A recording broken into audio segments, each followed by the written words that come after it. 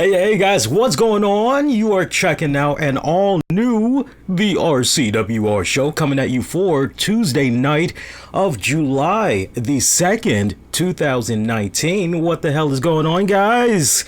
We're back, finally. It's been a couple of weeks since we've been live on Tuesdays. Honestly, we were supposed to be back 2 weeks ago at our Tuesday nighttime slot, but we had a couple of hiccups here and there. There actually was shows that was done. It was just the audio version, and it was pretty much released on the downloading platform. So in case you guys had thought that the show had took some type of a hiatus, it didn't. If anything, it just took a hiatus from the live web streams. But I'm happy that we're back. We're going to be back from here on out Tuesdays after SmackDown goes off the air. And hey, once SmackDown makes the move to Friday nights this fall on Fox, well, hopefully we'll have AEW. So hopefully we'll still have that lead on Tuesday nights. We'll wait and see what happens. I know they recently did the whole AEW, that is, did a new trademark for something on Wednesday. So maybe they're just trying to cover themselves when the NBA on TNT gets ready to do the playoffs and all that. Hope you guys have been fantastic. And most importantly, hope you're gearing up for a fun, fantastic, and safe 4th of July holiday. I've already made the preparations. Matter of fact, going to be doing some 4th of July grocery shopping tomorrow after work. So I'm looking forward to it. I pretty much have after work tomorrow, and luckily I'm going into the office half day because everybody is getting off work early. So I'm ecstatic for that. As pretty much boom, that's pretty much going to be it. I don't have to worry about work again until next Monday. So I'm very, very ecstatic for that. Let me just check on one thing here while we're streaming live. I just want to make sure there's no reverb coming in. And yeah, okay, everything looks to be on point. I'm just checking out a couple other outlets real quick. So yeah, so I'm ecstatic for that. Now, I know normally I say it's going to be a short show tonight, but to our Patreon members, you all had got the heads up in Discord and all throughout social media. Myself and Tammy did record an episode of Wrestling with the Topics last night, and we did it as Raw was in progress. Like, we started about an hour before Raw came on, but it was such a fun show. We ended up doing a 2-hour show. And I actually, while SmackDown was still on, was cleaning up the audio just a little bit. So the goal is to be done with this show as quick as humanly possible, because I had promised the Patreon members that they were going to get that episode of Wrestling with the Topics today.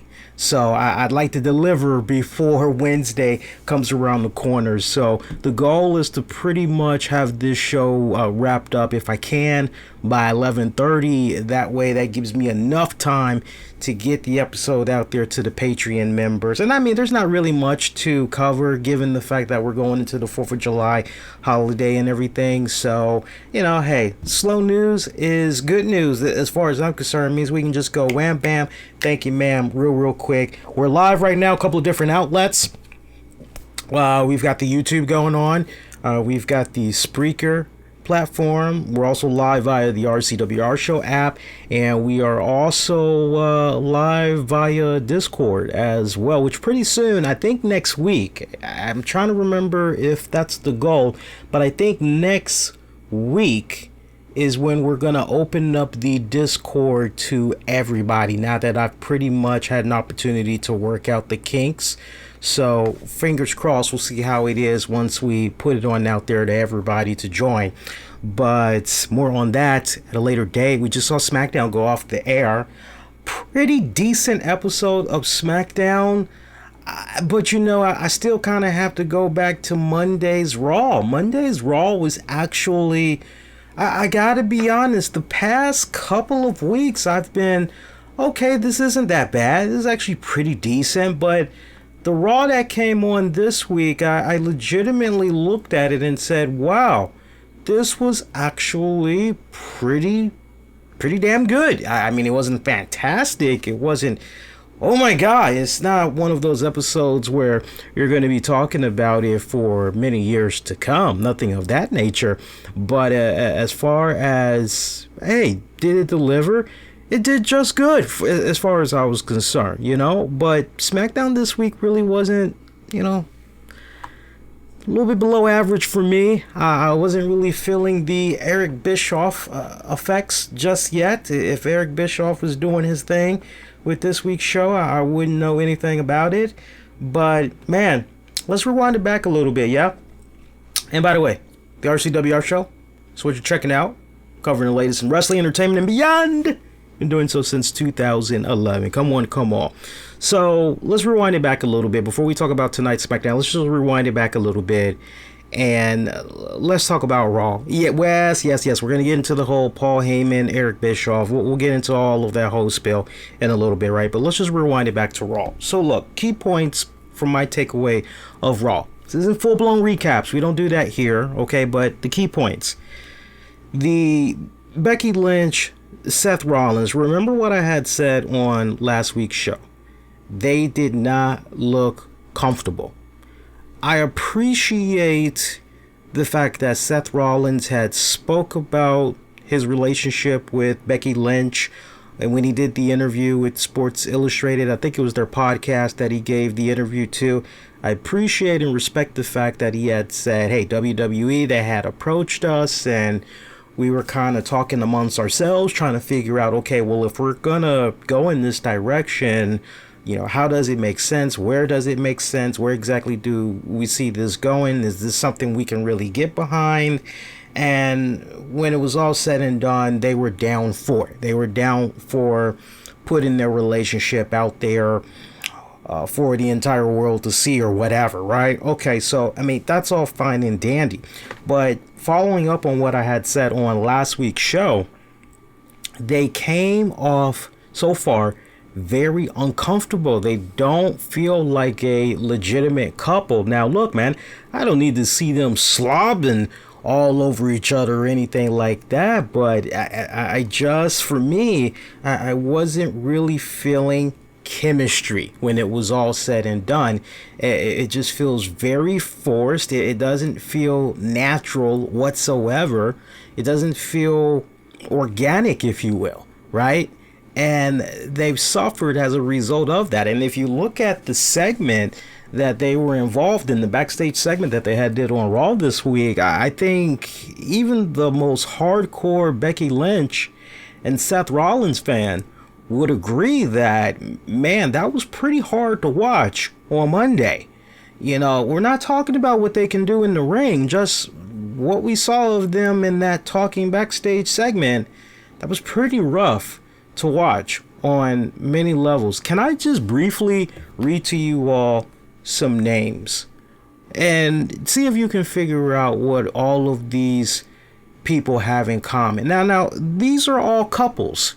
That is one connection that all of these names have in common, but there's something else that they also have in common, which Seth Rollins and Becky Lynch are really lacking in, that they need to improve upon. Let me just briefly read to you these names, and I'm sure more of you all could add even more names to this. We'd be here all night just going, but just off the top of my head, right? Elizabeth Macho Man Randy Savage, Miz and Maurice, Larry Zbyszko and Baby Doll, Matt Hardy and Lita, Matt and Rebby Hardy, Amber O'Neal, Luke Gallows. What do all of these people have in common besides the fact that either at one point they were a couple or they were paired up? What's the one thing all of these people have in common, right? Chemistry, organic chemistry. They connect so well together. They play off of each other so well. And I'm still not really seeing that with Seth and Becky. I feel that when it's all said and done, this is something that's going to ultimately come back as a boomerang, and it's going to actually not only alienate and irritate the WWE fan base to the point it's like, okay, we get it. You're already feeling a little bit of complaints throughout social media and in forums, but if it continues at the rate that it's going on right now, it's going to magnify and it's going to get even worse, right? You know, bad enough you got some people that feel that this is being shoved down their throats and they honestly could really care less about this, right? But when you keep delivering the same type of execution in what you've been getting from the power couples so far, and what they're saying and how they're delivering it is below average, and it just makes your head and your head turn and your eyes roll and all of that, you know, it's gonna be a case where the WWE fan base is gonna be alienated and irritated. And then also Seth Rollins, Becky Lynch, they're going to end up feeling the backdraft from that, right? And then it's going to be a case where what can be done? What can be done, you know? And so for me, I respect and appreciate the fact that Seth Rollins had said that, hey, you know, yeah, this is something that we wanted to do. I mean, that's great. That's great that they both sat down and they figured out if this was something that they really wanted to do. But now they really need to go back and they need to figure out ways that, you know, they can really make this truly blossom and really make it be a fun and enjoyable ride.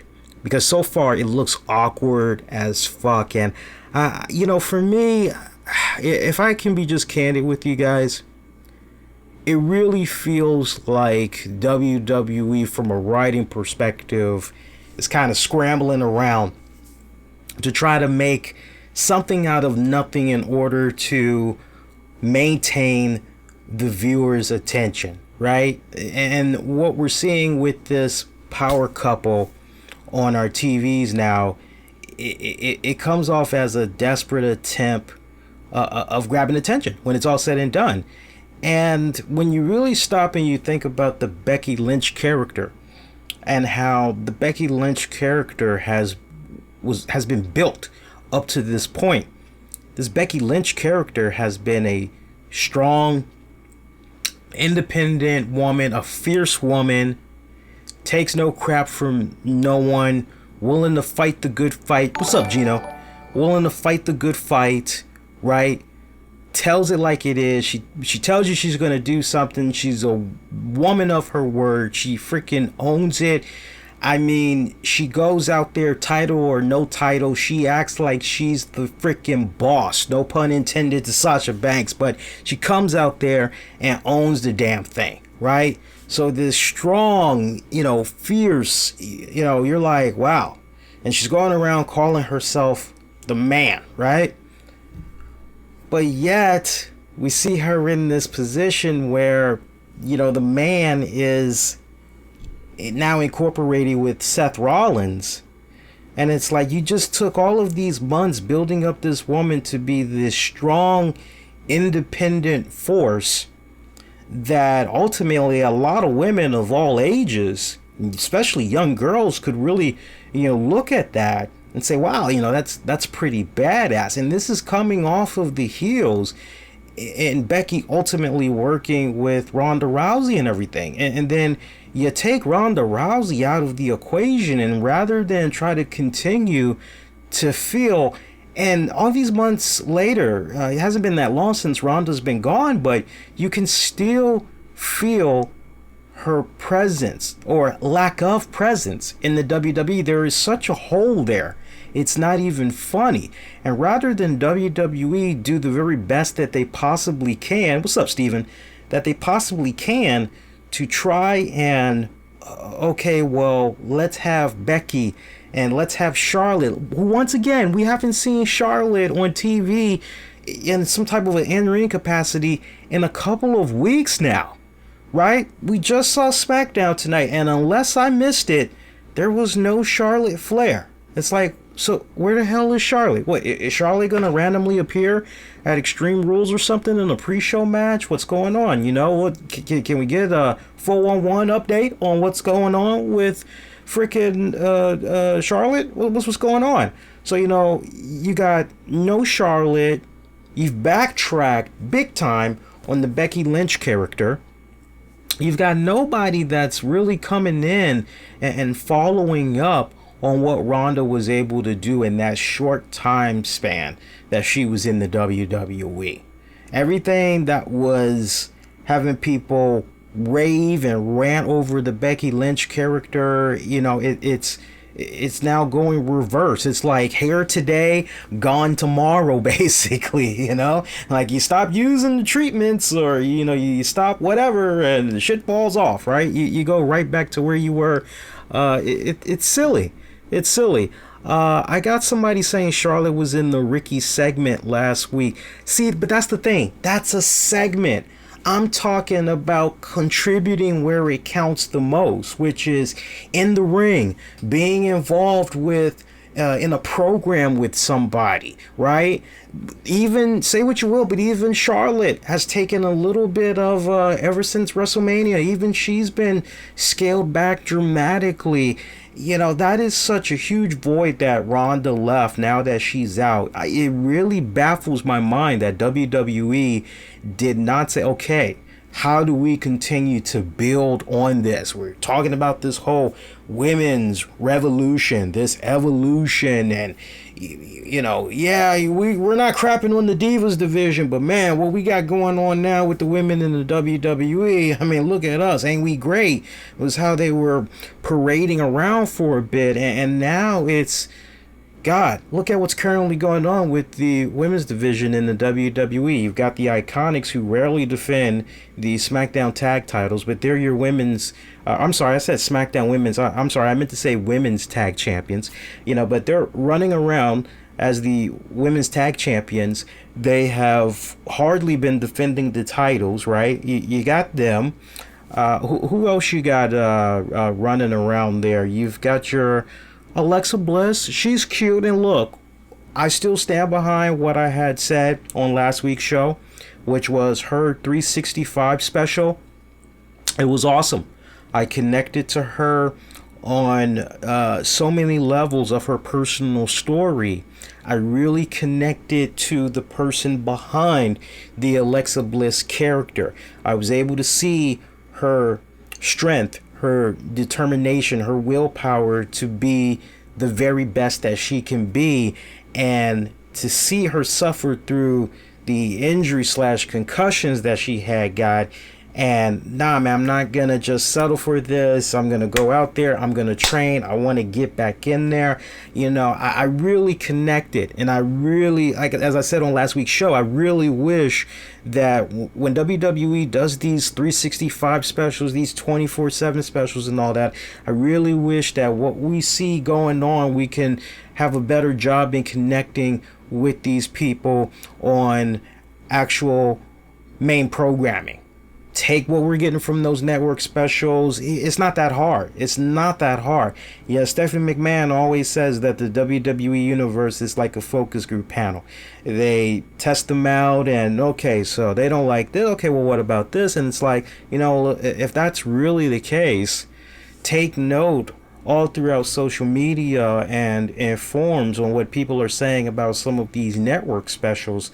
Look at the feedback that you're getting, good, bad, and the indifferent, and try to figure out ways that you can incorporate this and getting your superstars even over and taking it up to that next level. Why don't you, right? So, it's really sad when you see kind of, but for some of the bad that's happening in the women's division, there's also good. I mean, say what you will about Lacey Evans. She's coming along. Love the match that she had on Monday. That was actually really good. Enjoyed that tremendously. What about that opener from Raw, by the way? That opener from Raw, look, overall, I liked it. I enjoyed it, and it was interesting because I think I was probably about 90 minutes in the recording Wrestling with the Topics, and then somebody on Twitter was like, how about that opener?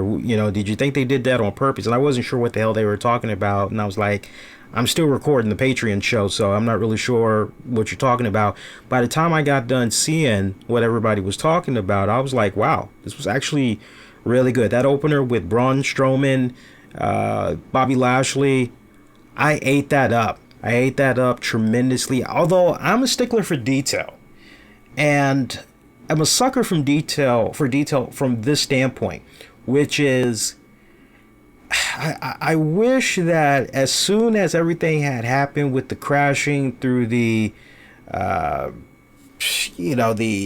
LED board, whatever it is that they want to call it, and they had the whole explosion and everything, I wish it would have been a case where, let me just throw it out there. I gotta just throw it out there. I'm not gonna think. I'm just gonna throw it out there. Go back and watch it. You can see one of the cameramen is right there as Braun Strowman just pretty much tackles the hell out of Lashley through that LED board, right? And he's just standing there and not really backing off, showing some type of a sense and urgency of, oh my God, what's happening with me right now is very, very hazardous. I could be in a serious harmful situation. Let me back the hell away from this, right? And, if I could have done that a little bit differently, I wish that one camera guy, just get a pro wrestler, get an independent pro wrestler. Hey, look, we're going to put this camera on you. We need you at one point. We're going to have these two guys. They're going to crash through the LED board, and there's going to be explosions and all that. We really need you to sell like a mofo. We need you to freaking just jump out of your damn shoes when this happens and like stumble, fall at, what the hell's going on. Don't be over dramatic about it, but have almost a natural reaction to what's coming about, right? Think you could do that for us? Oh, yeah, sure, no problem. All right, cool. Well, here you go. They could have done it like that. But instead, you had the cameraman, the only camera guy that was that close around there at the time. Go back and you watch it. I knew from there, okay, this is some type of an angle, obviously. All right, I'm fine with that. I'm eating it up. This is still awesome. This is a great opener. I'm fine with that. But I'm a sucker for detail like that. So I wish that they could have tweaked that a little bit in that respected area. The other area where I wish that WWE would have done a little bit of tweaking was, don't be so quick in the same segment in which the LED crash and the electrical wiring explosion happens that you do the replays. It would have made all the sense in the world to, maybe have the arena go black and maybe leave the lights on over where the accident had took place. Show that backstage little segment there. That was a unique shot that they had showed, and you see Corey and the EMTs and all that. That was nice as well. But if you also could have followed up with just an abrupt commercial and then come on back, have Michael Cole and the gang say exactly what they had said, I would have been fine for that. Hell, I'll do one even better than that. What also would have been great, you take the abrupt commercial break, right? Here's the one time where you should have Tom Phillips and Byron Saxton be on standby. Because it really would have been great, or if David Otunga was potentially there, if Booker T possibly was at the arena that night. It just really would have been good had, after you taken that abrupt commercial break, you would have came on back, and just for one segment, you would have had Byron Saxton, Tom Phillips. If you want to put a third guy in there, insert whatever, right? If they're there, I don't care, but put those guys there, and say, hey, normally you guys see us on SmackDown, but, we've got WWE staff, they just wanted to check on Renee, Michael, and Corey, make sure that they're okay, from not just a physical standpoint, but from a mental standpoint as well, seeing as how close they were to the accident that just came about, the unfortunate accident that came about between Braun Strowman and Bobby Lashley. We'll show you this footage only one time. We're not looking to spam the hell out of this, because honestly, this is something that's not part of the show. And then you could have just left it at that. Just sell it for what it was, left it at that. That's the one and only time that you show it. But you know, throughout the 3-hour time span of Monday Night Raw, as you keep seeing this basically every segment over and over and over again, and then you got all the other wrestlers, hearts and prayers to blah blah blah blah blah. You know, you're numb. You're numb. What was an awesome freaking moment, now you're just, okay, I get it already. And sure enough, you go to SmackDown tonight, and it's pretty much the first thing that comes out of their mouths, and it's like, see, it would have still been as impactful if it wasn't spammed so much throughout the night on Monday Night Raw. WWE, they got to realize, and they got to really start adapting with the times as far as social media goes from this standpoint. If it happens on TV and it is a moment, especially a GIF moment, because the day and age that we're in right now, everything is created in a GIF, right? So keeping that in mind, everybody on social media, WWE is going to have your back. They're going to be able to keep, recycling this, and everybody's going to talk about it. All the wrestling outlets, everybody's going to pick up on this. You can easily show that segment maybe on the YouTube channel or whatever like that. There's really no reason to keep spamming it throughout the course of 3 hours, So yeah, we're going to talk about Bischoff, and we said that at the very top, Steven. We're going to talk about that much later. I mean, forgive me, but to kind of follow up on what a tweet I had put out there the other day, excuse me if I have reservations, right? But everything that I want to talk about tonight on the show, I've actually taken my bullet point notes. So I don't think we're going to leave any topic out tonight. So for me, those were the issues that I had with that opener. Other than that, I still overall enjoyed it, right? To each its own. But I still enjoyed it. The Undertaker promo, that was a bit too long for me. Way too fucking long. It just started to get to that point where Undertaker, it just seemed like he was just saying a bunch of incoherent, cool shit just to kill time, basically. Always awesome seeing Taker, really it is. But that promo, much too long. Much too freaking long. By the way, AJ Styles, Anderson, Gallows, looks like they've reformed the club. Of course, there's still a lot of questions in the air as far as what is currently going on with their WWE contracts.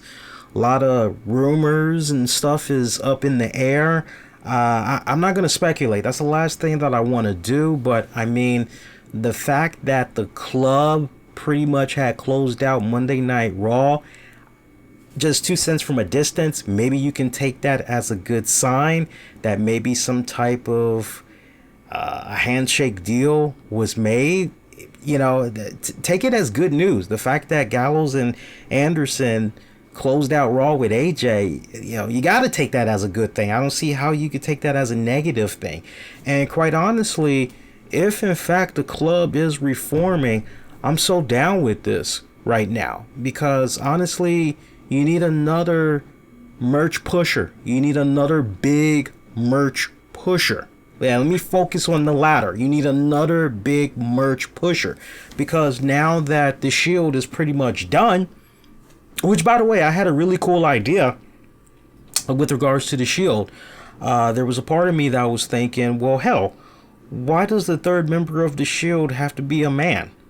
Why not somewhere down the line get the man? Why not recruit Becky Lynch as a third member of the Shield? That would be kind of a interesting approach. I mean, obviously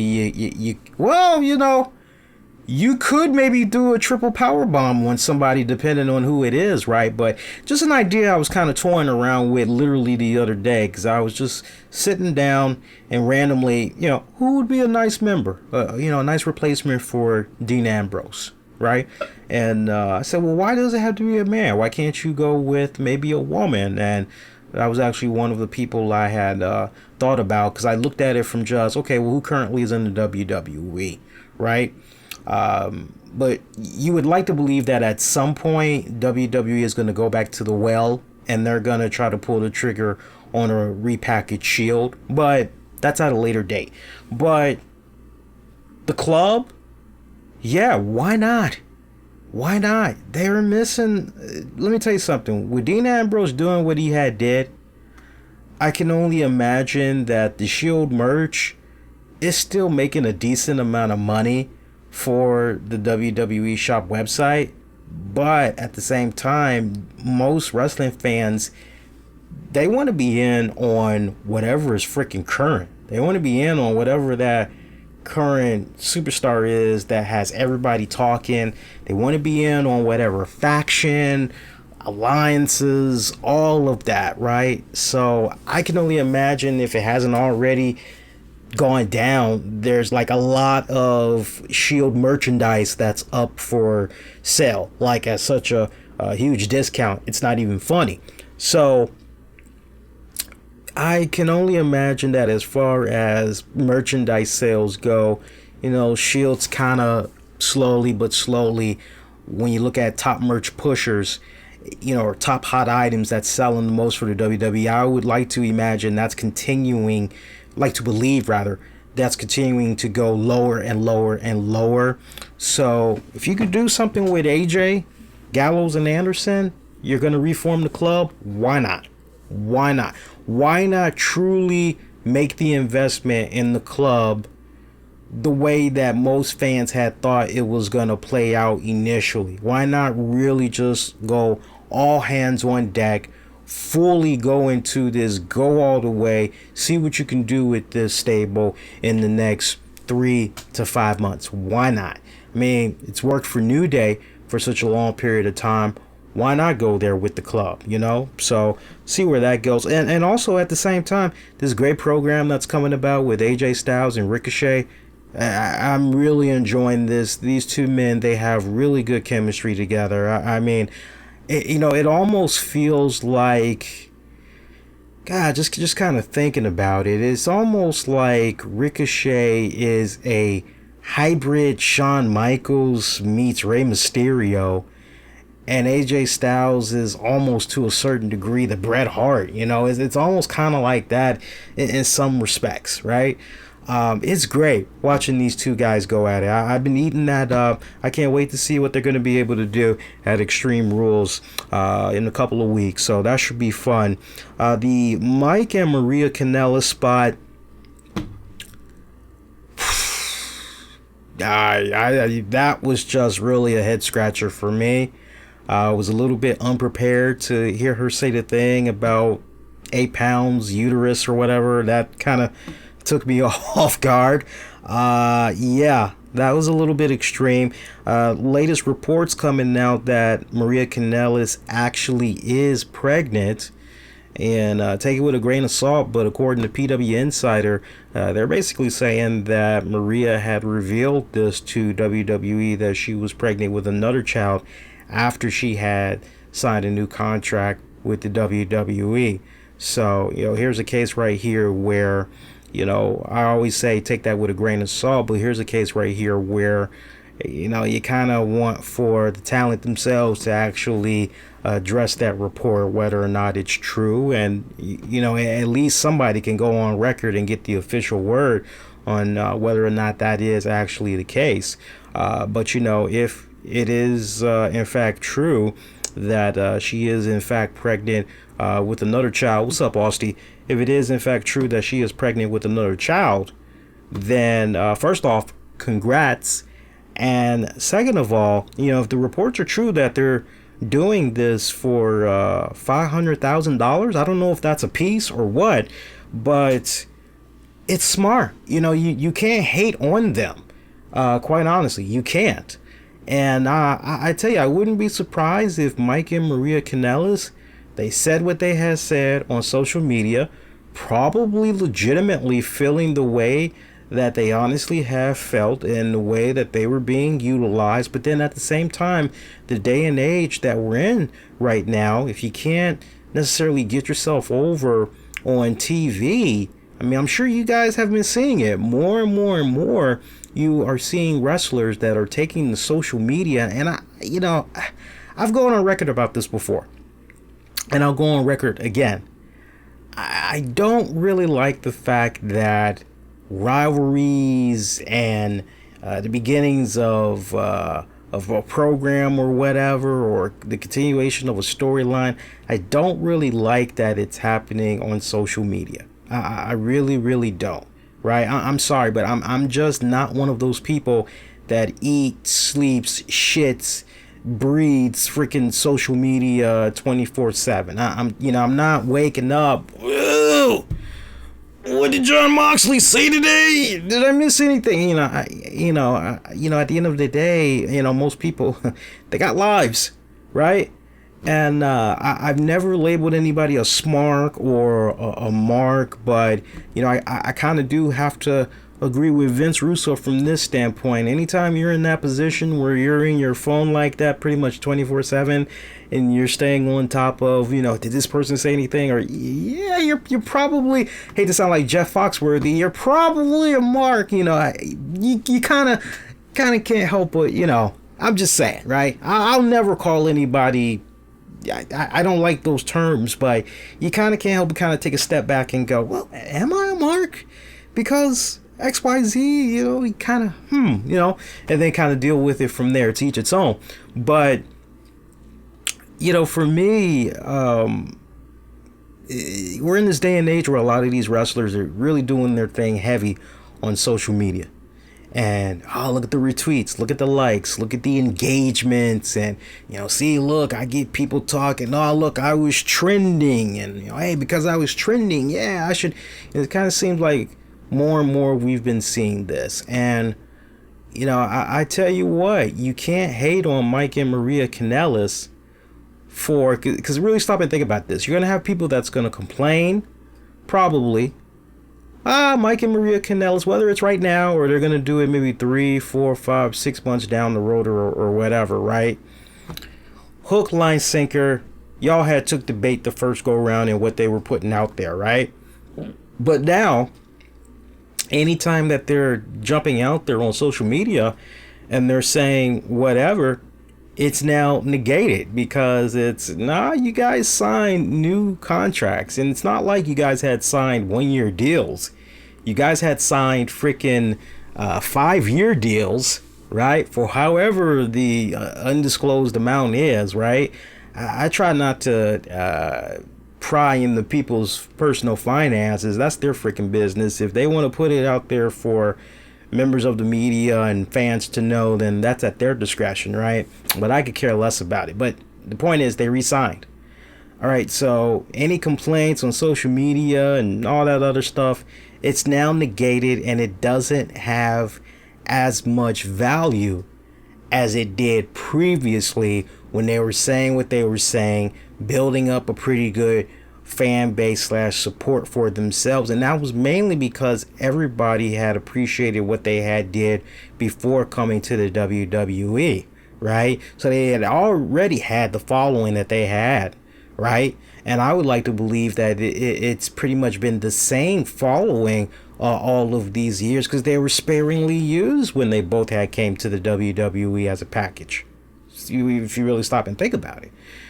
So look, when it's all said and done, end of the day, them being able to get new deals by the WWE, and hey, if they were able to get a little bit more money as a result, in the whole process, God bless them. More power to them.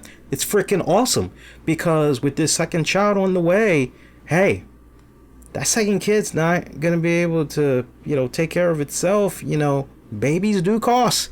So this now puts them in a position where one step closer, they're able to reach all of their financial goals, get nice and very comfortable. And what's going on with Maria, though, as far as her continuing her education? I know at one point she had talked about getting out of the wrestling business, wanting to go back to college, get her degree. I forgot what she wanted to resume her major in.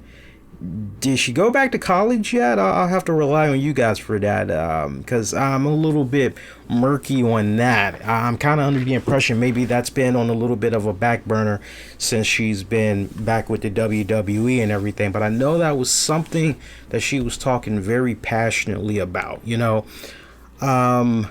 Boy, the way she had owned Mike Kanellis, though. That was just, next time I need a man to impregnate me, maybe I'll go to the man to impregnate. I mean, man. So I guess Mike Kanellis is now a cuckold. I guess that's what he is now. Let me, I know we got our guys out there that love their nice share of Pornhub and X-Hamster and all of that. It seems like Maria Kanellis is going Mistress T. Now, I'm sure if I throw that name out there, some of you guys will be like, oh shit, Lee, you know about Mistress T? Yeah, my dudes, I know about Mistress T. That's a bad bitch, man. Let me tell you, that's a badass bitch, man. That broad is, woo, that broad is something else, man. So is that like the direction that she's going now? Like, seriously. And for you guys that's like, Mistress T and what is this X-Hamster and Pornhub, please, look. I hope you're 18 and over, because if you're not, first off, go talk to your parents and be like, why am I watching this show? Because they said Pornhub and X-Hamster and Mistress T, and we're more of a mature show over here. So, but no, seriously, that was very, very interesting. So like now I'm picturing poor Mike Kanellis with a collar around his fucking neck and is a chain, and Maria Kanellis pretty much has him on all fours as she's on her way out to the ring, and he's licking her boot, and he's getting whipped, and I'm just picturing all kinds of weird freaky shit just going down. I mean, how far are they gonna take this? How far is this couple willing to push the envelope? Because if you really want to have fun with this and you want to make Mike Kanellis, really come off as this weak little man, if you really want to go in that direction, can you take it to the point? Are you willing to take it to the point, and is Mike and Maria comfortable enough to take it to the point where Maria is, making out with other guys? Like how fun are we gonna have? How much fun are we gonna have with this? How far are we gonna take this? I like the concept on paper, but this is a PG product that we have to remember, and it's like, we can't expect that much, not without raising and angering a few advertiser eyebrows. So how far is this going to go? Like, if this was a case where it was maybe NXT, exclusively WWE Network, oh my God, you could probably go there. You could probably freaking go there. But the fact that you're going to be doing this on the USA Network, that's where it's kind of not really sure about that. So we saw SmackDown go off tonight. Like I said at the top, SmackDown was a little bit of a weak episode. Really nothing memorable you could take away from this. Mustafa Ali, it seems like WWE kind of fine-tuned his vignettes a bit. Remember, it kind of seemed as though he was going the superhero route. And, I wasn't sure if he was the new Spider-Man or what the fuck was going on. But now they've kind of tweaked it and made it come a bit more down to earth, fitting in the realm of what we've been getting so far from Mustafa Ali. Really feeling more personal, right? His personal journey, and not just being a pro wrestler, but in one day being a WWE champion. I like the great job that they did with the vignette, if you want to call it that they did of introducing Ali. Whenever they did it, I just know it premiered on SmackDown tonight. I loved it. And it kind of follows up on what I just said a couple of minutes ago, which is what WWE is doing with the 24/7 and the 365. If they could somehow, incorporate how you feel personally about these men and women behind the characters, you're like, oh wow, that's, and you gravitate, you lock onto that. If they could somehow home in on a couple of key things, have it resonate, sprinkle it on the character that you see on TV, that makes for a much more deeper connection and it's even more fun. I like how they did Mustafa Ali's vignettes. What they were doing before was quite silly, very laughable. Now it's much more grounded, fine-tuned to what this man is about. It was almost like when you were watching it, it was like you were covering the 5 W's, right? Who, what, when, where, why. Who am I? I am Mustafa Ali, right? Where am I from? Okay, well, I'm from, what are you about? I am about why. I'm doing this because, I love that. I love that. And when you just follow, I've always been a stickler for detail and all that, but I've always believed when you follow the 5 W's and you have every single one of them cross-reference, you can never go wrong. Especially when you just apply that same philosophy in wrestling, right? You can never go wrong, okay? They did good with Ali this week. That was good. Keep it up, WWE. That was actually really good. I sincerely mean that. That was actually good shit. The interactions between Kofi Kingston, Samoa Joe, that was okay. I actually wish that Kofi Kingston would have came out with a little bit more of a mean streak in him. And the reason why I say that, all right, so what was it last week on SmackDown? Samoa Joe chokes out Kofi Kingston, right? This past Monday, Samoa Joe chokes out Kofi Kingston again.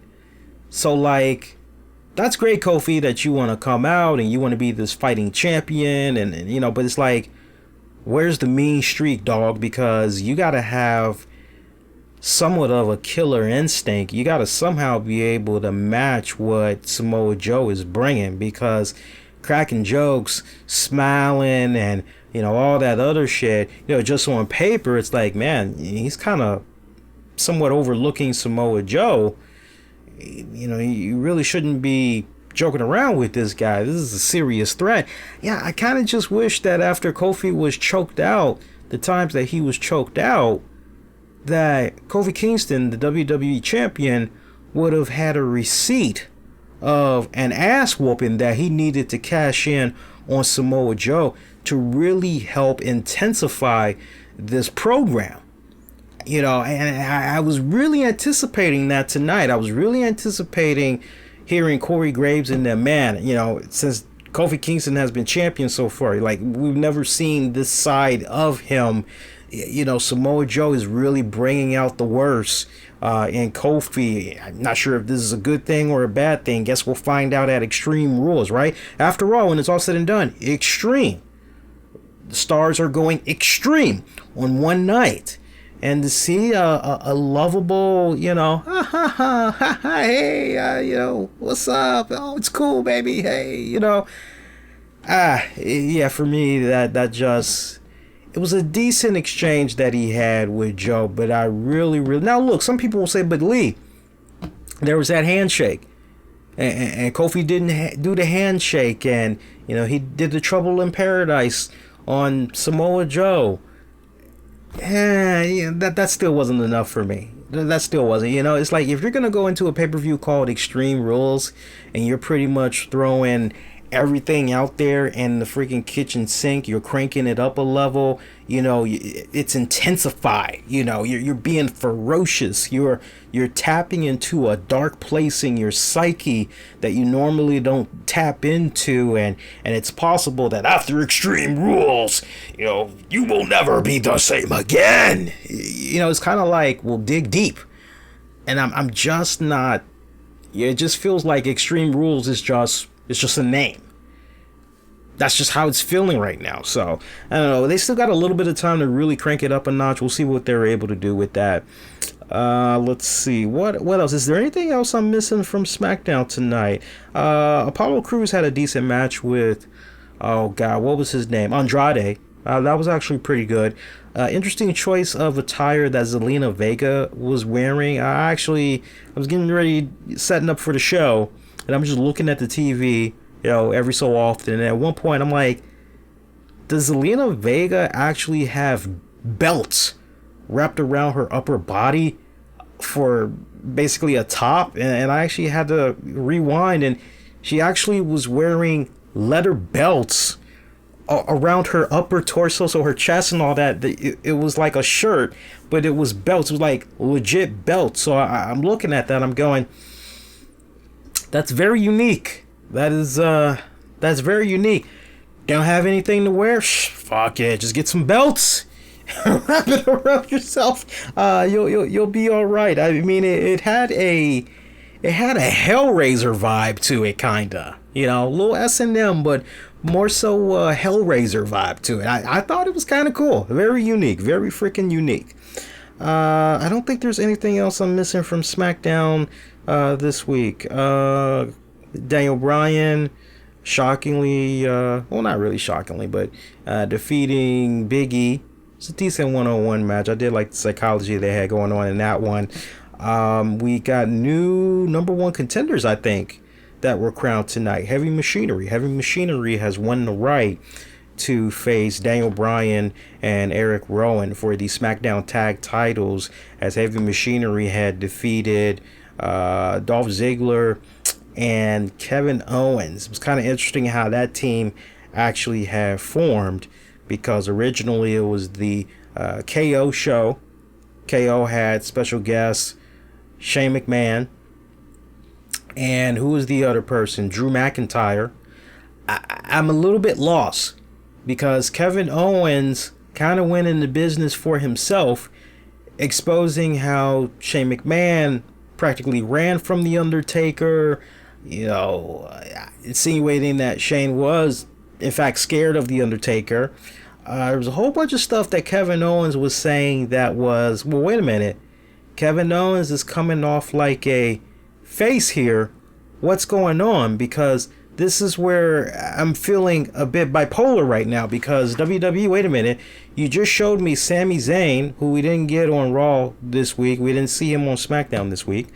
But a couple of weeks in a row, we saw Sami Zayn, Kevin Owens. They were kind of sucking up to Shane McMahon. So now we've got KO, who's not sucking up to Shane O'Mac. Why the change? Well, what's going on? And that's what I mean by going back the 5 W's. Okay, so if Kevin Owens is going to now not play suck up to Shane McMahon and Drew McIntyre, if he's not going to go in that direction, well, cover your 5 W's. Most importantly, cover the why Kevin Owens is not drinking that Kool-Aid anymore, right? So, very, very weird. For storyline continuity, you know, my message to WWE and the writing team, that is a huge, huge WTF that you did right there with KO tonight. You got to go back and you got to cover that up.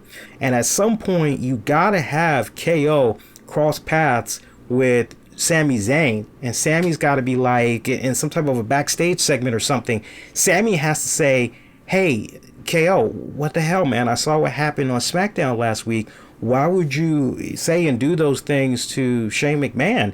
You know, look, you know, I consider Shane a friend of mine. You know, I know you haven't always met eye to eye with him, but, you know, come on, man. You want a person like Shane McMahon in your corner, because he can do really cool things for you, you know, for your career especially. You know, don't mess it up, man. You know how hard we fought to, you know, get back to this point and everything, especially off of injuries and everything. You know, come on, you know, don't mess up what we got possibly going on here. Yeah, I like to see something along those lines come about, and then either Kevin Owens gets regrouped. You know, you're right. I'm sorry. You know, I just got the best of me. You know, you know how I feel about Shane. Like, all right, I'll try to push it to the side. At least go in that direction, right? But don't just have KO just randomly all of a sudden almost kind of have a face moment, if you will, and almost go to town verbally on Shane O'Mac. That was just really, really weird. Looked like there was about to be a confrontation between Shane and Drew McIntyre on KO when Dolph Ziggler came out. KO taking it verbally right to Dolph Ziggler. That little exchange, that was great. But then Shane pretty much says, hey, it's obvious you two, you don't like each other. There's some animosity there between you two. I'm going to capitalize on this. Let's see how you guys do as a tag team. And, hey, look, not for nothing. And then that's pretty much how that number one contenders match had came about. So you guys are now pretty much caught up to speed. Hey, let me get into some Patreon shout outs, and then we'll continue on with the show. A couple of more topics we can get into while we're still on the air here. Hope you guys have been enjoying the show so far. If you have, please do me a huge solid. If you haven't done so already, make sure, if you haven't done it already, hit the subscribe button so you never miss out on all the great content you're able to check out on a weekly basis. And also, shout out to the YouTube audience. For those of you checking it out via YouTube, you can show that extra love and support. Hit the like, share, all that good stuff throughout social media. Really helps tremendously. And if you want to go that extra mile, check out patreon.com/RCWR show for bonus audio and video content. As I had said earlier, we got a new episode of 30 with Lee, reviewed the final season of Jessica Jones. That's up there right now.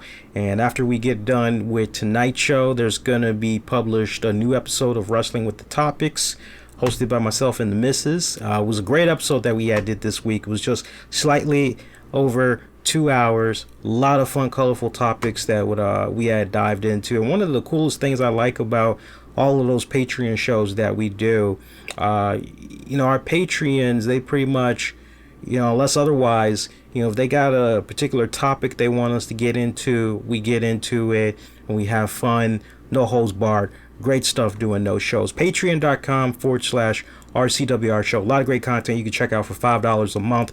Shout out to our Patreon members, our familia, Freddie R. Shout out to you, buddy. Shout out to Sean Kenter, Michael Wolf, John Davis, my good friend Anthony Missionary Thomas of Wrestling Soup, Joe Raymond Jr., and shout out to my man Tony Bing from Tony Bing Gaming. If you guys are huge fans of the game Marvel Strike Force, they've been putting out a couple of new updates. They have been doing a little bit of a better job in keeping the game fresh, giving you guys some really cool, fun stuff to keep coming back to. I know right now they've got the campaign going on. It's a week-long, I think it's either a week-long event or a 2-week event. I've been a little bit tied up with work, so I've only been playing it here and there.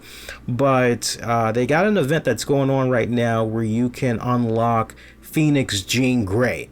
And believe the hype. She is definitely probably, if not the strongest character in Marvel Strike Force. She is definitely like in the top 5.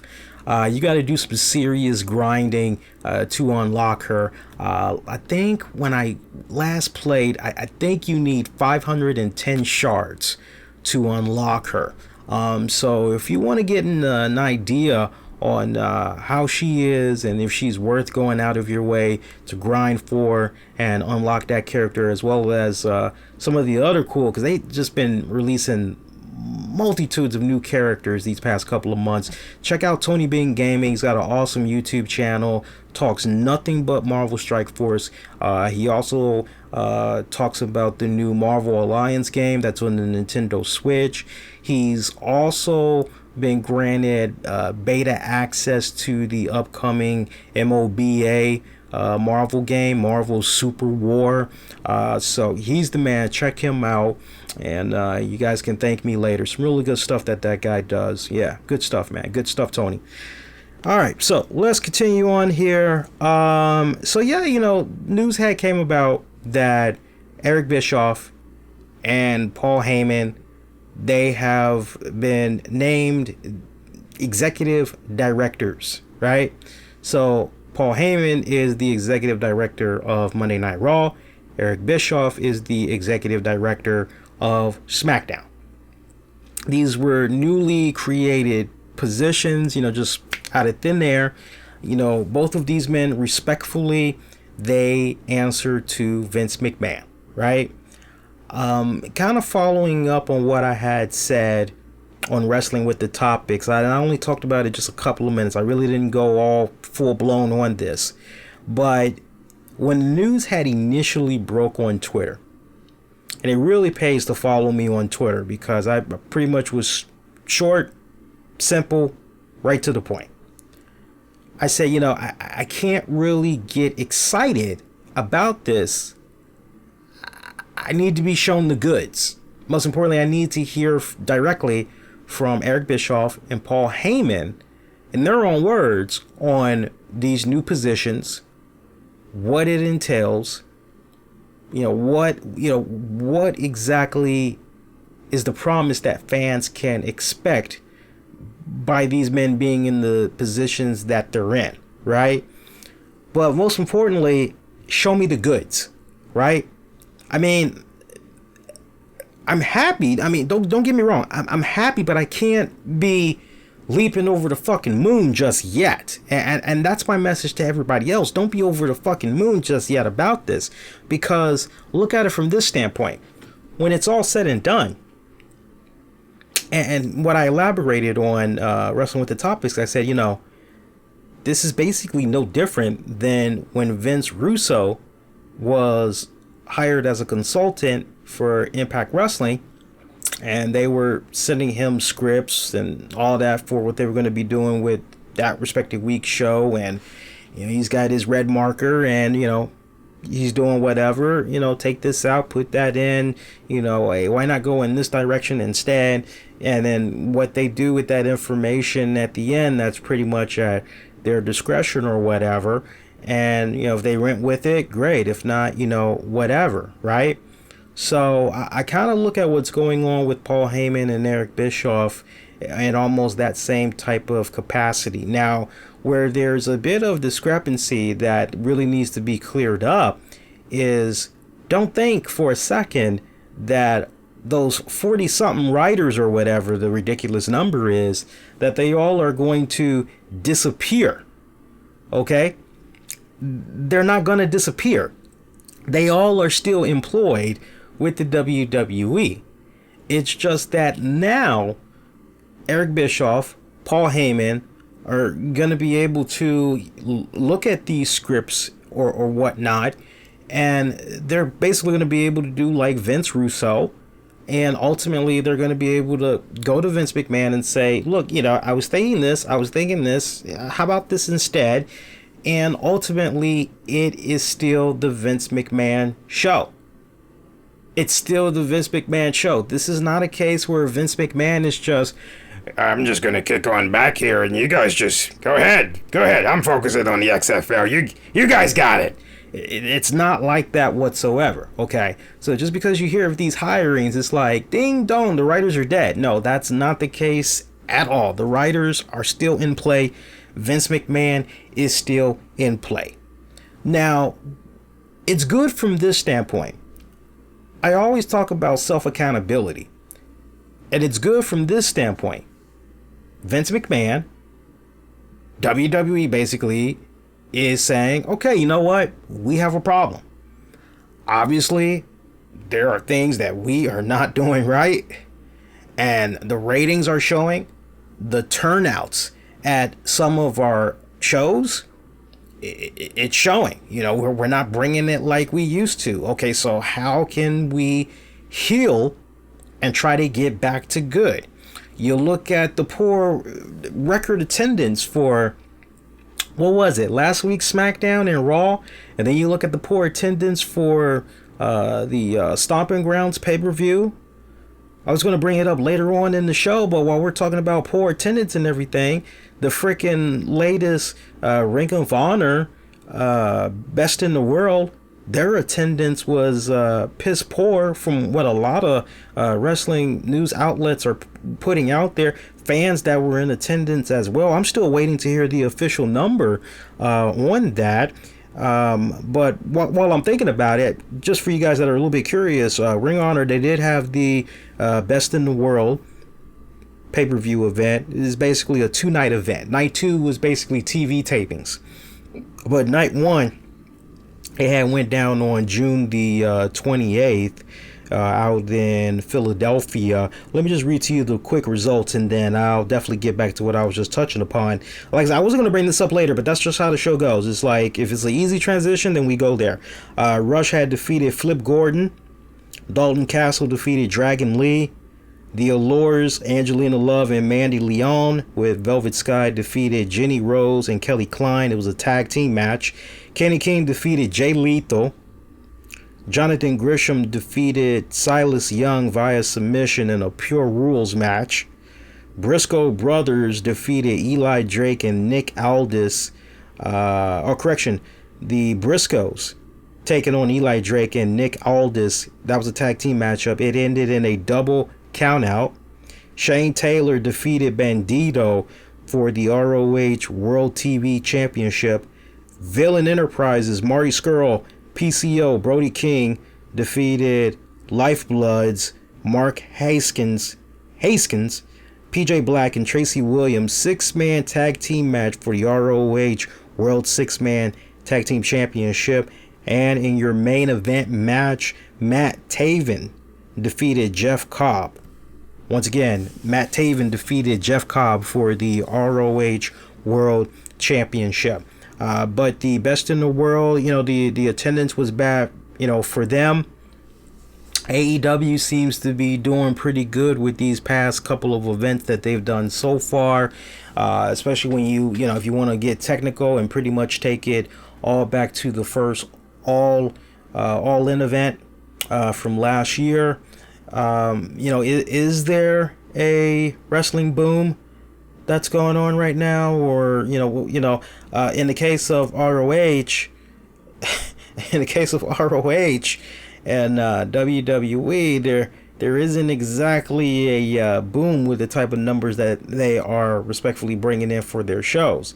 So looking at what WWE is doing with these poor attendance, poor ratings, the self-accountability comes in where you say, obviously, we're doing something wrong, and it just goes to show you, in particular to those that eat, drink, sleep, WWE, and there's nothing wrong. There's nothing wrong. You podcasters and you people that are always talking negative about the WWE, you guys are the problem. If we're not the problem, then tell me, why did WWE hire 2 men whose companies respectfully went belly up 20 years ago? Please explain that to me. If things are so damn good, then why did WWE reach out to these 2 men again? Please explain to me, because I really would like to be enlightened. If things are that good, and this is why on this show we talk about ratings, attendance numbers. Anything good, we talk about. Anything bad, we talk about. Anything indifferent, we talk about, right? It's not we're just shitting on it. It's never that. It's never personal. And I've said this pretty much since 2011. What we talk about here on the show, when it comes to these wrestlers doing their thing in and around the ring, when it comes to these wrestling promotions, it's never personal. Never.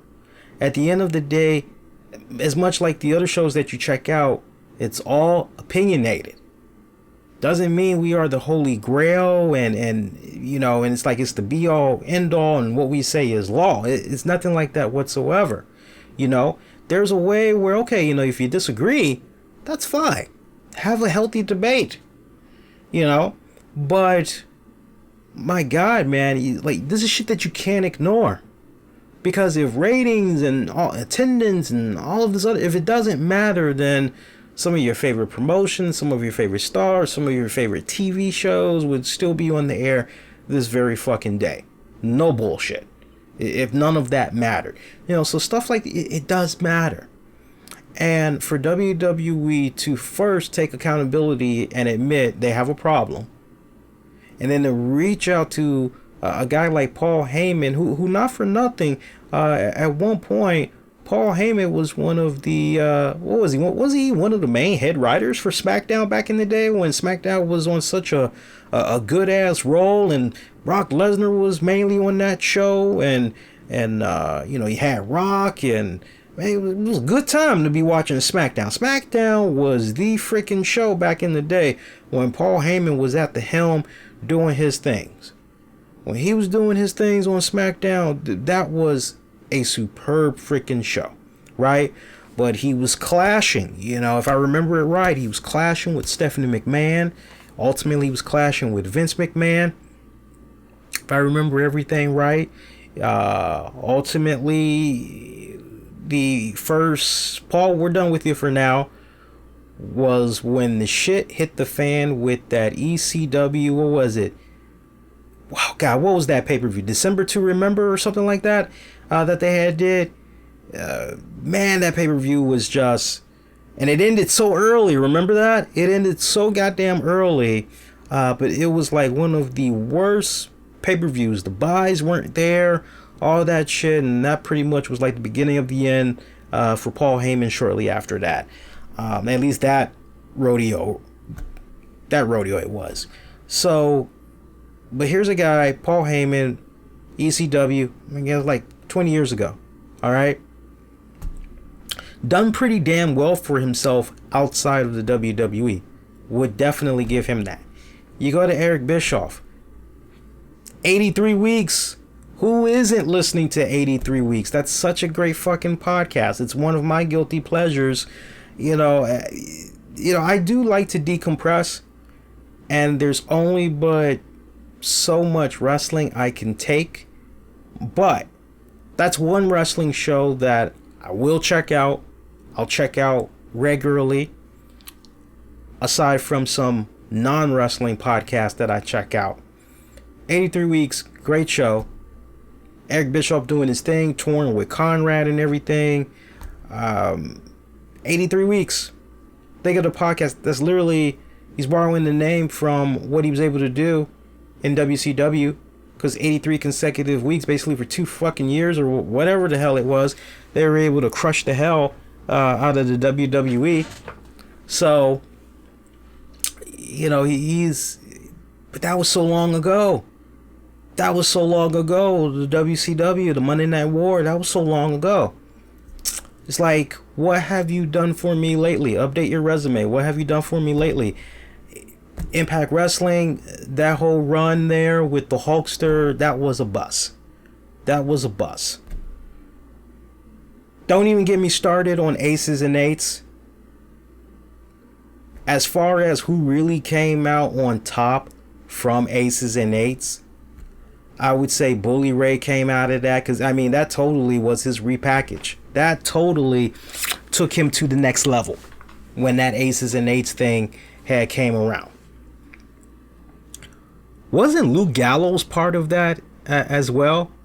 He actually benefited from that as well, because it kind of gave him a nice little bit of a repackage as well, and what you see of him today. So he actually kind of benefited from it as well, you know. But there really was not anything significantly good about Eric Bischoff's tenure in Impact Wrestling, you know. But what Eric Bischoff has been able to do with his production company and the TV shows that they've been able to put out there and all that, I mean, do yourselves a favor next time and put in Bischoff Harvey and all that, you know, just type that in, or type up Eric Bischoff's production company, or look up his IMDb profile, Eric Bischoff that is, and you can basically see, you know, wow, his company's behind that show, like, you know. So it's a really good track record. So from a production value standpoint and all that, talking to the TV executives, you know, trying to, you know, make sure everything is cool with them, maybe talk about potential ad sales and all that other shit. Eric Bischoff, yeah, he knows his shit when it comes to that.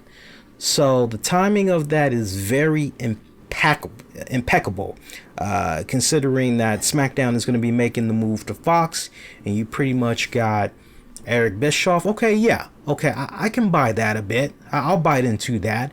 But you know, I'm still in this whole let's wait and see. And that's my message to everybody else. Let's wait and see what happens and go from there. Okay? We got to see the goods first. Looks good on paper. Puts a smile on the face. But let's see what happens. Let's give it about 3 months. Let's reconvene. Let's see where we are. 3-6 months. Let's see where we are. And then we can pretty much go from there. You know, but that would be my message to everybody. Just continue to be optimistic and just kind of have an eyebrow raised and see exactly how all this is going to pan out. You know, I hope that with these guys being on board, you know, one of the cool things that can really come out of this is the talents are allowed to have even more breathing room. Breathing room from the standpoint of, okay, look, we don't want you to remember all these goddamn lines. Much like how you're doing with the WWE Network specials, you're telling your own stories and all that. Just go out there. Here's your bullet points. Go out there. Have fun. Figure out what works, what sticks, what you need to work on. Pretty much go from there. You know? Times like these, I miss Talking Smack, because Talking Smack was such an underrated gem of a fucking show where talents were able to go out there and they were able to fine-tune their fucking character, man, and it got a lot of people talking as a result. Miz, on top of the Tough Enough post show that he was hosting, he benefited tremendously from Talking Smack as well. I mean, the Tough Enough post show, that got the eyebrows, that raised his stock. But then even the Talking Smack, just imagine if you took those two platforms away from the Miz, would Miz and Mrs. still had happened? I don't think so. But you never know. You never know.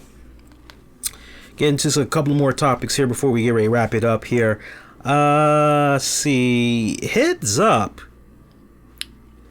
Want to give a congratulations to Nikki Cross and Killian Dane. Apparently they had got married in Glasgow, Scotland last week. So shout out to them. That's nice. They actually are a cute little couple. I'm ecstatic for them. John Cena had revealed a new hairstyle. I don't know if you guys had saw the video yet. He got rid of that long hair. I know a lot of people weren't really feeling that hair, the JBL hair, as a lot of you guys had referred to it as. I kind of thought it was a combination of Sylvester Stallone and Arnold Schwarzenegger. His hair kind of had that type of vibe to it, honestly. I saw a little bit of JBL, but it was more so the other two guys that I had saw when I looked at that hair. His Mandarin has gotten a lot better too. I mean, that guy is just extremely fluent in Mandarin. I'm very curious now. Next time somebody gets an opportunity to interview him, ask him with regards to his Mandarin, how many minutes in conversation can he speak in Mandarin? I mean, he's been doing this thing, working on that movie with Jackie Chan all these months. You know, how good is that Mandarin? You know, how well of a conversation can he have with people out there? But he's that Mandarin, I'm really taken back. It just shows you even more the dedication, the work ethic that John Cena puts in every single thing that he does. It's not half-assed. It's I'm only going to give you a 10. No, he goes all in. It's either all or nothing. I like that. Makes me respect the dude even more, man. I hope he's able to come back to the WWE, and I'd like to see him get the proper send-off. I really would. It just, when I think about what's been happening off and on these past couple of years, it's just been kind of, damn, like yesterday's, not necessarily yesterday's trash, but it just kind of feels like, I can't quite put my finger on it, but it kind of feels like a slight slap to John Cena, the way WWE has done him in recent years. I don't know. I might be reaching a bit with that, but that's just how it kind of comes off to me a little bit. WWE, they have finally announced the full card for the Evolve 10th anniversary edition. That's going to be airing on the WWE Network Saturday, July the 13th at the former ECW Arena in Philadelphia. Check out this lineup for the NXT title. It's going to be Akira Tozawa taking on Adam Cole. Winner takes all match. Evolve champion Austin Theory taking on WWN champion G-Day Drake. Evolve tag team titles match. AR Fox and Leon Ruff take on Eddie Kingston and Joey Gacy, or Joe Gacy. Catch Point reunion match. WWE Cruiserweight champion Drew Gulak takes on Matt Riddle. Grudge match. Anthony Henry versus NXT superstar Arturo Ruiz. Special challenge match. Colby Corino versus NXT superstar Babatunde. I actually had a friend named Babatunde who I used to go to school with back in Chicago. Was a really cool dude, man. Really, really cool dude. He was an African dude. He's a cool fucking dude, man. And Sean Maluda versus Stephen Wolf versus Harlem Bravado versus Kurt Stallion. Again, that 10th anniversary Evolve show is going to be happening on the WWE Network Saturday, July 13th. It's going to be from the old ECW Arena in Philadelphia. We were talking about Glasgow, Scotland earlier with Nikki Cross, Killian Dane getting married last week. Well, some sad news for you Glasgow, Scotland fans. I know we got some RCWR listeners out in Scotland. The WWE Raw TV tapings that was scheduled for Monday, November 11th, it's been changed. It will no longer be a televised event. The new start time is 7:30 p.m. local time and the doors open at 6 p.m. Should be noted that the lineup of WWE superstars previously announced to appear, that remains the same. So a little bit of good news right there. However, refunds are being offered to fans who want them. Now, there's no word on when the November 11th Raw will be taped, but it could be done the week before. WWE could have taped at the November 8th live event in London, but that show was recently axed, as some of you guys may know, and that's most likely because the SmackDown episode that tapes the same night, Friday, November 8th, is going to be in Manchester. So that Glasgow schedule change may have something to do with WWE's return to Saudi Arabia.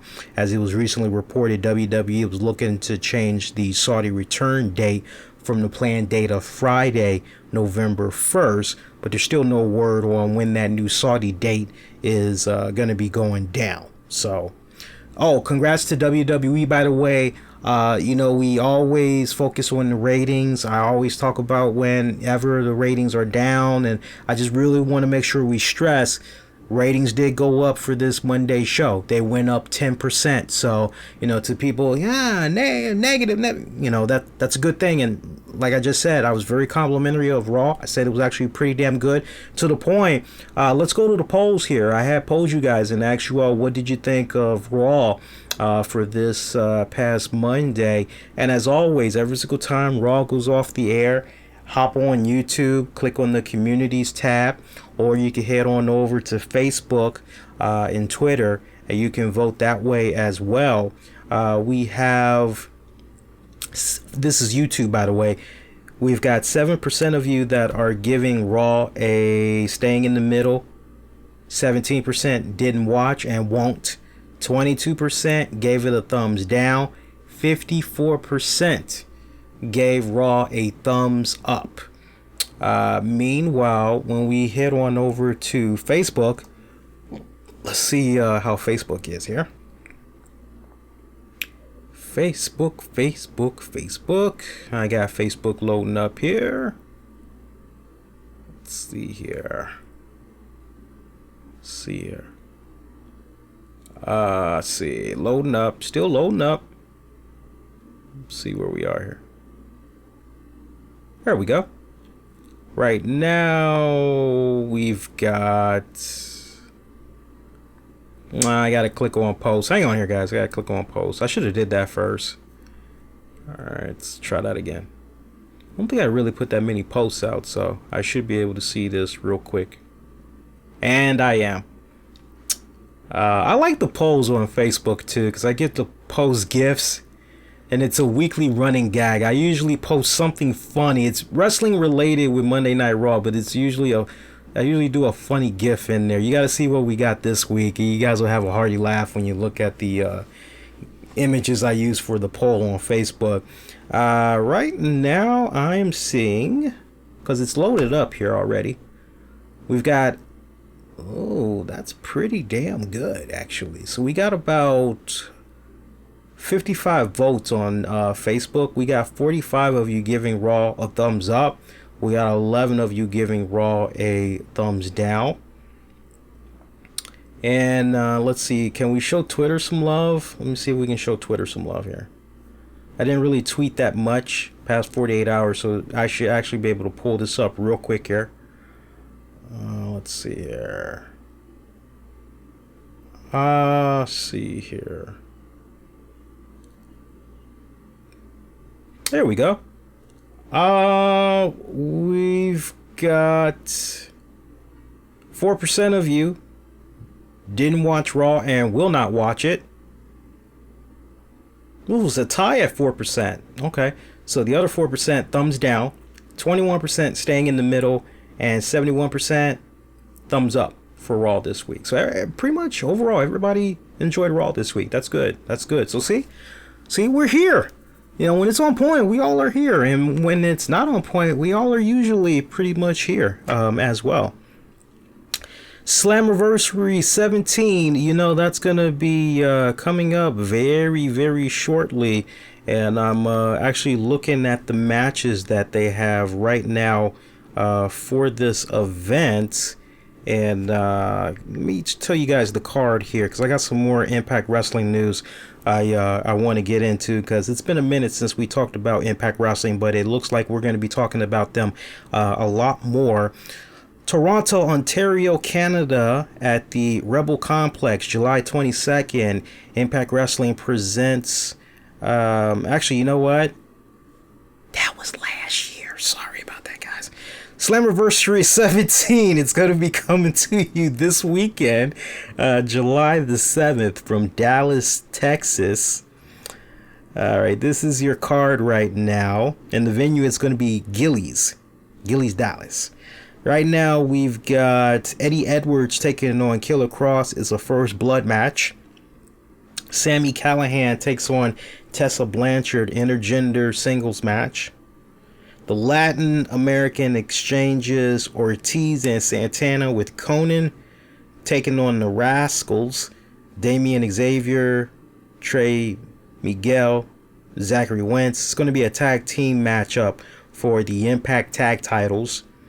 Taya Valkyrie defends her Impact Knockout Championship in a fatal four-way match as she defends it against Rosemary, Su Yung, and Jessica Havoc. I love me some Jessica Havoc. I have been a fan of hers for, God, some years now. Man, I love what she had did with Wild Women of Wrestling this past first season. That was fucking phenomenal. Great shit, man. Can't wait for season 2. Talk a little bit more about that in a second. Moose takes on Rob Van Dam. Rich Swann defends the Impact X Division title against Johnny Impact. And in your main event match, Brian Cage takes on Michael Elgin. Again, that's going to be happening this weekend, July the 7th. Will I be watching that pay-per-view event? Yeah, I am. I am. I will be checking it out for sure. Will I do a post-show? If I do decide to do a post-show, I don't know if that's going to be a thing where I decide if it's just going to be a Patreon post show or if it's going to be a free-for-all post show. I don't know just yet. So maybe as the weekend gets close, I'll let you guys know. I'll have a better idea.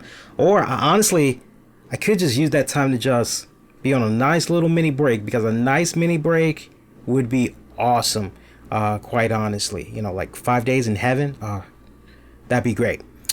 Staying with Impact Wrestling for a bit, PW Insider is reporting that D'Lo Brown reportedly has signed a full-time multi-year deal as a producer for Impact Wrestling. He's been receiving a lot of praise. A lot of people have been appreciating his work there. So, you know, honestly, that's a good thing. If that report is accurate, that's great. That's great. You want to tap into a great mind like D'Lo Brown.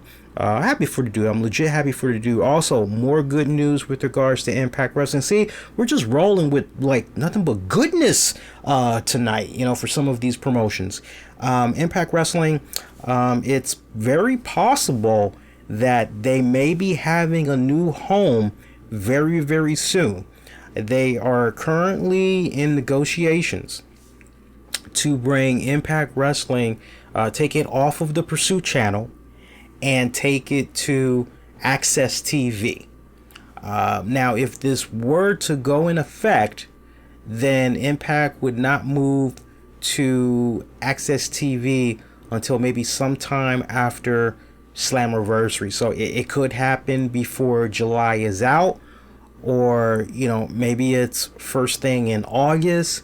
But it's interesting because when you go and you look at, depending on who your respected cable satellite provider is, when you try to pull up the upcoming episodes for Impact Wrestling, everything pretty much cuts off at July 12th. Now, I'm with Verizon Fios.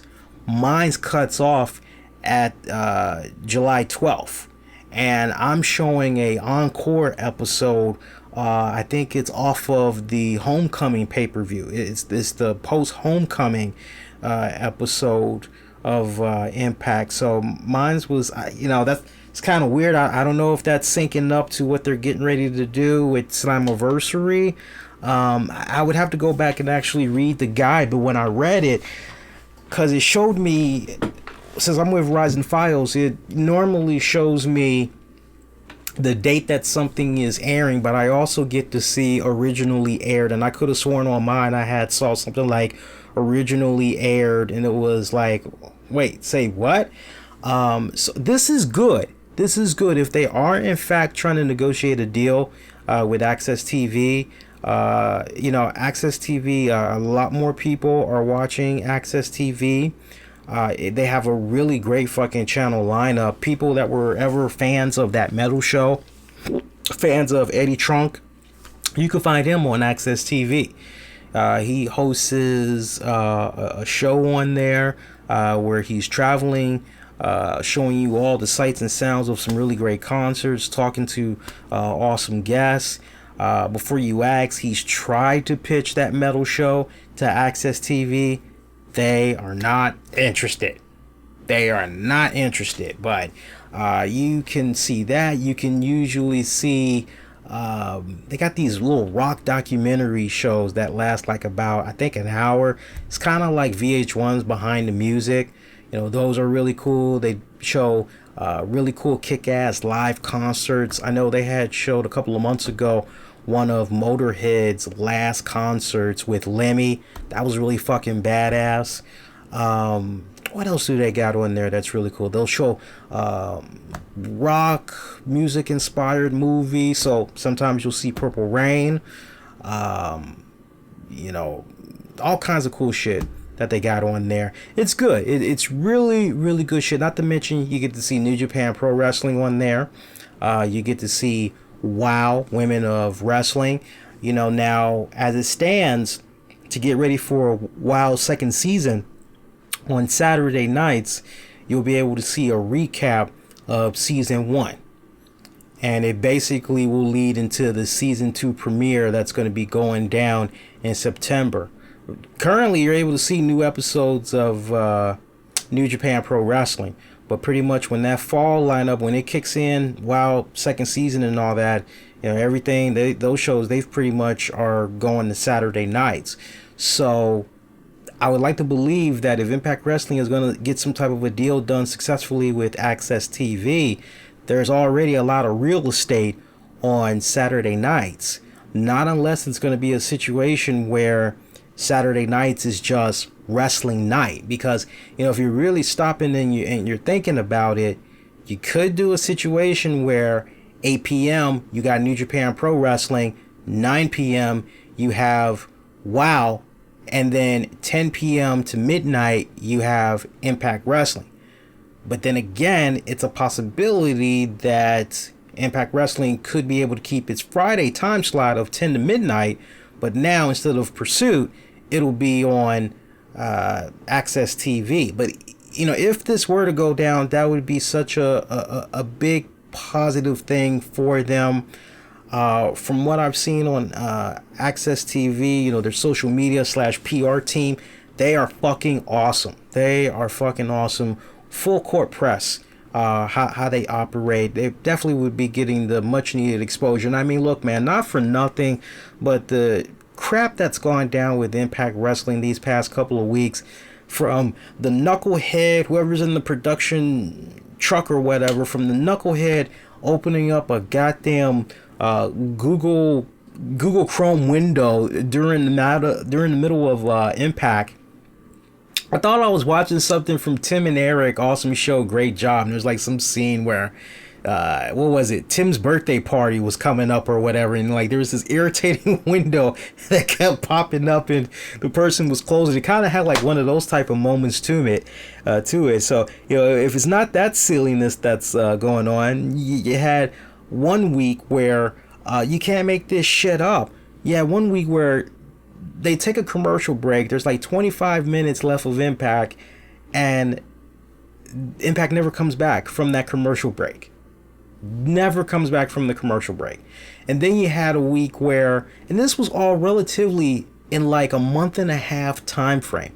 Then you have a week where the Raw episode airs. So I mean, to be off of that channel, I hope that this works out for them. I really, really do. This would be great.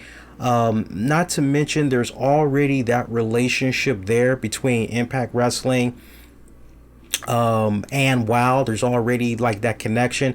And something that I had talked to briefly Tessa Blanchard about. I'll probably upload the audio this week. I was supposed to upload it a couple of weeks ago, but I think the timing is now pretty impeccable with the intergender and all that, because that was something that I had talked to her about and everything. So I'll try to see if I can upload that this week. But, you know, with the relationship that Impact has with WOW, you know, I think this could be definitely the continuation of a blossoming, fruitful relationship where we're going to continue to see cross-brand efforts between these two promotions, not just with the sharing of talents, but, you know, if this plays out right, you know, you never know. That's all I'm saying. You never know. So we'll see what happens with that. I'm really hoping for the best, though.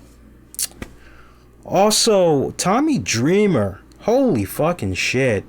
Tommy Dreamer, he had recently revealed that at one point he had contemplated suicide.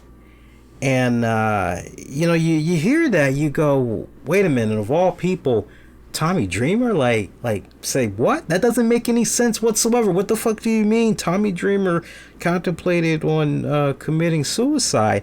And he took us back. He recently did a interview. I'm trying to see who he did this interview with here. Bear with me a second here. It was actually on his podcast, the House of Hardcore podcast. He talked about how there was a period of time where he contemplated suicide, and he pretty much was gonna pull the trigger, literally, until he had received a phone call from Jim Ross. And basically, this picks up right around the time where he was supposed to make his WWE debut during the company's Tables, Ladders, and Chairs match at WrestleMania 17 in 2001. But the plans had changed, and Dreamer ended up being the odd man out. Because remember, it ended up being a triple threat match that featured Edge and Christian taking on the Dudley Boys and the Hardy Boys. And, you know, remember, at that period in time, Paul Heyman, you know, like a year before that, Paul Heyman had pretty much like gave the reins to Tommy Dreamer and pretty much just backed away from ECW. So now Tommy Dreamer was pretty much putting in his blood, sweat, tears, all of that. And then when Paul Heyman did what he did, you know, basically selling ECW to Vince McMahon, there was always a financial relationship, if you want to call it that, between Paul Heyman, ECW, and the WWE. Go back to the Ladies and Gentlemen, My Name is Paul Heyman DVD, and you'll know exactly what I'm talking about. Not to rehash old history, but there was a, you know, hey, you know, WWE, can we get access to some of your talents? And, you know, hey, what talents are you looking at from us that maybe you could see eventually coming up to the WWE? So there was that type of working relationship that Paul had set up with Vince McMahon in the WWE. And when Paul was just so not cash flow positive, when he was seeing so much red, and you know, it was like that company was looking like it was getting ready to go belly up and all that shit, Paul Heyman did what he did to, you know, sell the company and then try to look out for himself. And Tommy Dreamer had felt very betrayed by Paul and the acts that he had committed. And during his podcast, Tommy Dreamer had talked about how, you know, once things went down with ECW and then he was out of a job, at one point he actually had to go back and live with his parents. And he was just in this deep, dark state of depression that he just kept thinking day in and day out, you know, how easy it would be to just get a gun. Because one day he talked about how he intended to take advantage of Texas law. They had this gun law. And he said, and I quote, "I remember I did a show there and I saw a sign that said guns welcome, and I was in Houston. I did an indie show and I said, what is this? I'm from New York. What do you mean, guns welcome? And they said, oh, you're allowed to bring a firearm into the venue. I was across the street from the Astrodome. When I tell you, it resonated in my head so much." So he strongly had thought about coming up during WrestleMania, coming up right behind Paul Heyman, pretty much popping a cap in him, and then offing himself right there, and, you know, that's all she wrote. And he was like getting closer and closer to doing that. And then what pretty much had saved him, apparently, was he got a phone call from Jim Ross. And Jim Ross just basically said, you know, hey, Tommy, really sorry that things didn't work out this go round, but please, please, please hang in there. We're going to get you. We got something lined up for you for sure. We're going to work with you.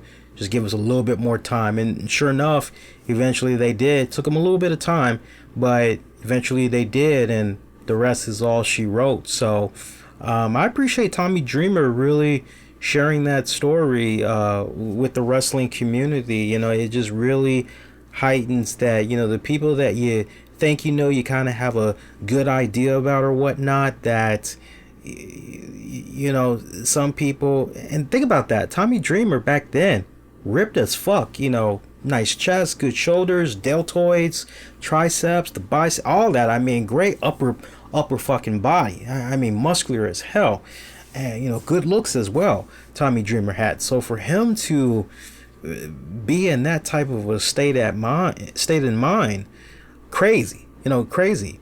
But I appreciate him sharing that story. And he did note how the deaths of Lionheart and Ashley Mazzaro had really made him want to bring that story out to the forefront. I tell you, somebody else that really had took the hearts and the minds of the wrestling community, you know, in the past week, and that would be Big Cass. I know he's going by that new name, Cass XL or whatever, but you know, he had shared a YouTube video about dealing with depression and all that. And see, that's the thing, you know, when you're able to just really jump out there and talk about this more openly, you know, you can't stress it enough, man. If you're suffering, you shouldn't be suffering alone.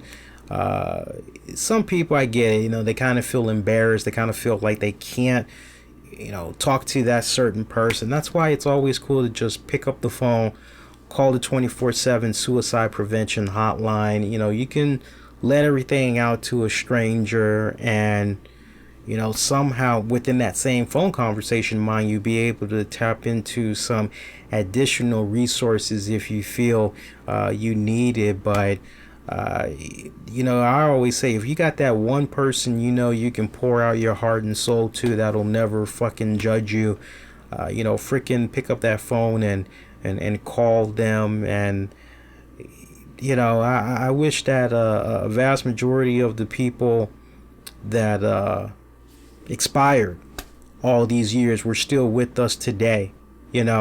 We'd be here all night going through the names, but I'm sure there's probably some names that you and I can probably sit down and think of and say, man, maybe if only I was there, or man, if only their friend, so and so was there, or if that person was there, maybe that could have turned a corner for them in a very good way, and they would still be with us this very day. And then sometimes you can have all of those resources.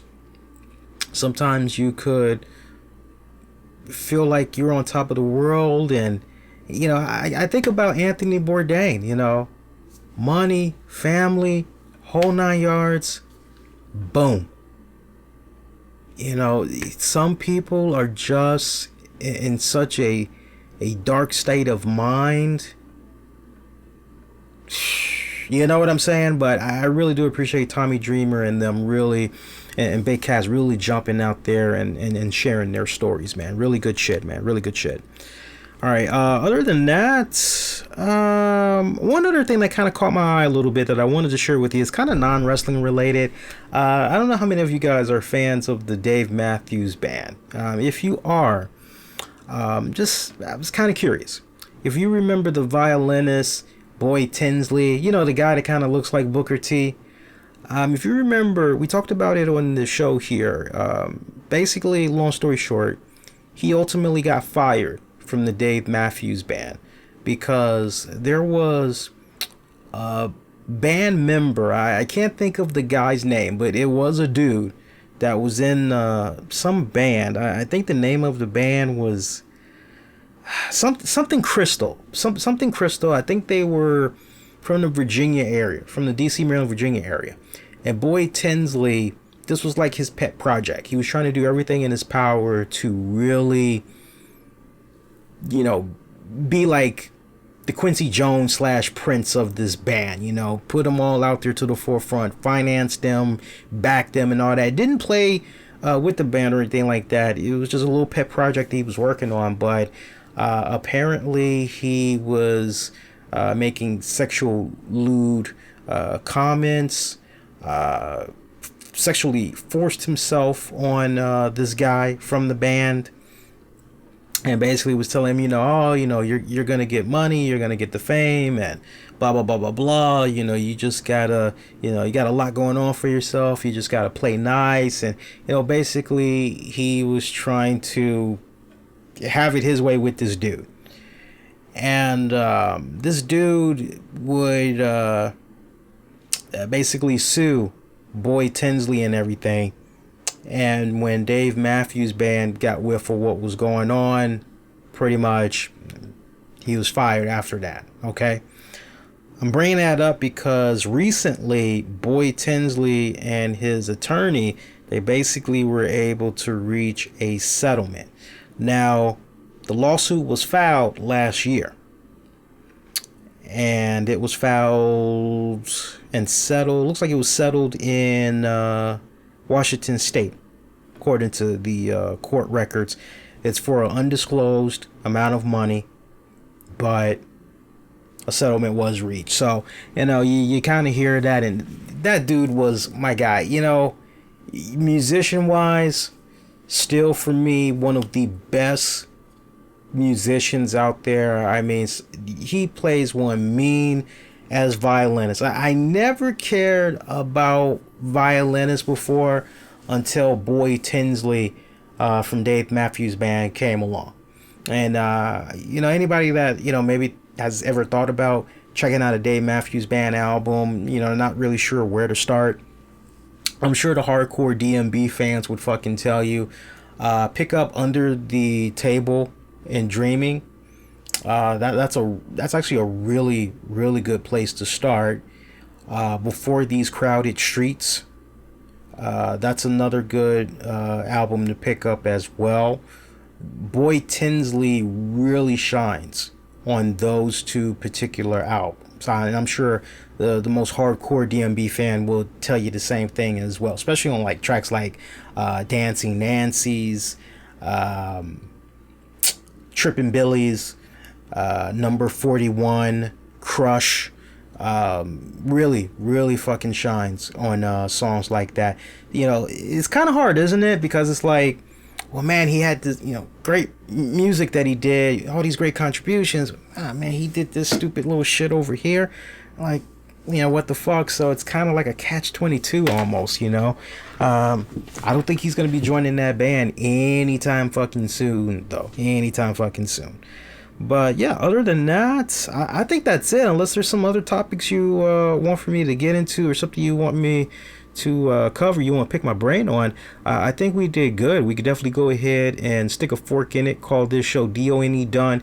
Now, Patreon members, I need your patience because I already cleaned up the audio. I just got to slap on a music intro and I will upload the latest episode of Wrestling with the Topics for you all like ASAP. So that should actually be up in the next 15 minutes.